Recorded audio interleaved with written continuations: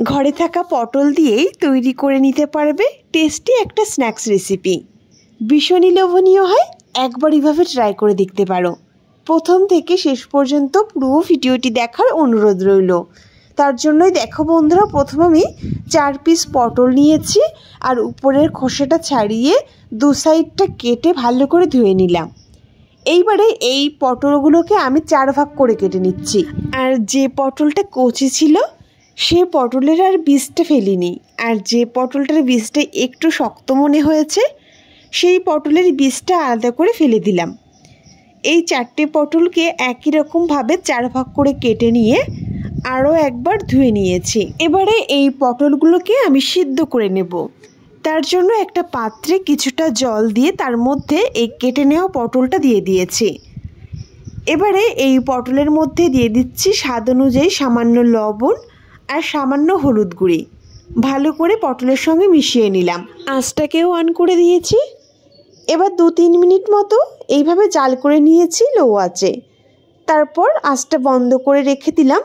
এরই মধ্যে পটলটা সিদ্ধ হয়ে যাবে খুব ভালোভাবে। এবার এখানে আমি 3টে বড় সাইজের পেঁয়াজ এরকম লম্বা লম্বা করে কুচি করে নিয়েছিলাম।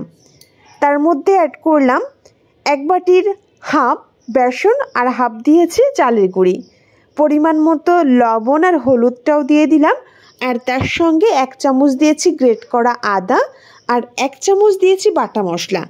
এখানে আমার হাতের কাছে কিছুটা বাটা মশলা ছিল। এখানে জিরে, আদা, রসুন, পেঁয়াজ, লঙ্কা সব কিছুই ছিল। সেই মশলা 1 চামচ অ্যাড করেছি। তোমরা চাইলে বাটা মশলাটা নাও দিতে পারো। আর ভালো করে মেখে নেওয়ার সময় যদি মনে হয় যে একটু শুকনো মনে হচ্ছে, তাহলে সামান্য জল ছিটিয়ে পেঁয়াজটাকে ভালো করে মেখে নিতে হবে। আর এরই মধ্যে আমি অ্যাড করে দিয়েছি 3টে কাঁচা লঙ্কা কুচি। যে যার স্বাদ অনুযায়ী লঙ্কা কুচিটা অ্যাড করবে। ভালো করে মেখে নিয়েছি আর এইরকম ডো আকার তৈরি হয়ে আসছে। তো পেঁয়াজের মিশ্রণ আমাদের একদম তৈরি। এবারে সিদ্ধ করে নেওয়া পটলটা নিয়ে এলাম। 1 পিস পটল নিয়ে আর কিছুটা অংশ পেঁয়াজের মিশ্রণ হাতে নিয়ে হাতের সাহায্যে পেঁয়াজের মিশ্রণটা এইভাবে ছড়িয়ে মাঝে দিয়ে দিলাম 1 পিস পটল। আরও কিছুটা পেঁয়াজের মিশ্রণ নিয়ে এই পটলটাকে ভালোভাবে আটকে নিচ্ছি।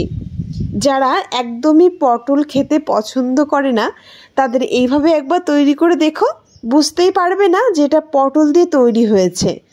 ভালোভাবে পেঁয়াজের মিশ্রণ দিয়ে কোট করে নিলাম। এইভাবে সবগুলো কোট করে নিতে হবে। এবারে কড়াইতে কিছুটা রিফাইন অয়েল বসিয়ে দিয়েছিলাম। তেলটাকে ভালো করে গরম করে নিয়ে 3 পিস দিয়ে দিয়েছি। মিডিয়াম আঁচে 1 সাইড ভাজা হওয়ার জন্য ওয়েট করব।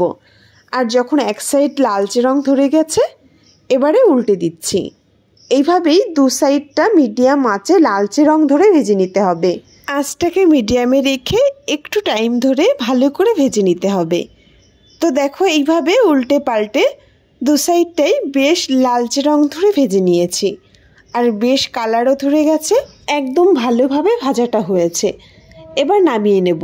আর এইভাবেই বাকি যেগুলো রয়েছে সেগুলোও ভেজে নেব।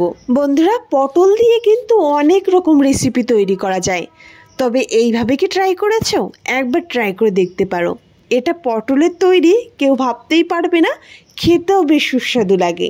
বাকি যেগুলো রয়েছে সেগুলো একই রকমভাবে ভেজে নিচ্ছি। তো বেশ লালচে রং ধরে মিডিয়াম আঁচে বাকিগুলোও ভেজে নিলাম। আর এক এক করে কিন্তু আমার সবগুলো তৈরি হয়ে গেল। যেমন মুড়মুড়ে হয় আর তেমনি টেস্টিও হয়। বাড়িতে অবশ্যই একবার ট্রাই করে দেখতে পারো। তাহলে বন্ধুরা, রেসিপিটি তোমাদের কেমন লাগলো কমেন্টে জানাতে ভুলো না।